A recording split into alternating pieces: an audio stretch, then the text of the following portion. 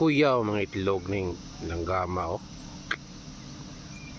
Nga pala mga lods, ito yung Bingala.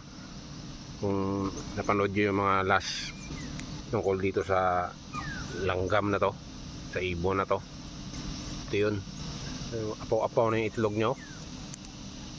Kita nyo yung itlog nyo mga lods. Ito pa nga na, laglag oh. Yung itlog nya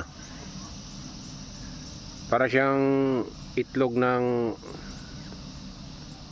manok Bisaya, pero baga kayo rin kuan mga lods. Ano yung bagaw ba? Shell, egg shell. Gahi ni gahi. Di pareha sa itlog manok nga gamayng kuan buwak diretso kani ang gahian eh. Subukan nating subukan nating ibalik. Tapang na lods oh. Matapang na. Doon na lang sa incubator to. Apaw na kasing itlog niya oh. Buti na ko to, ahong nabantayan ba?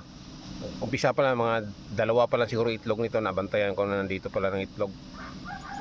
Tingnan mo naman yung location oh. Yung location. Nilagyan ko na ng yero.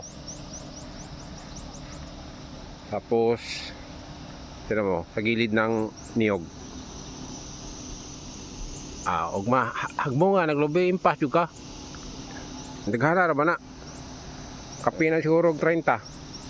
Kaguban gali, wala na masod. Tuwas incubator.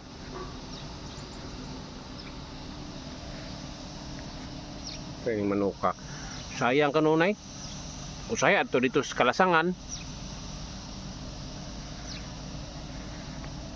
Yun lang mga lods, hanggang sa muli, paalam.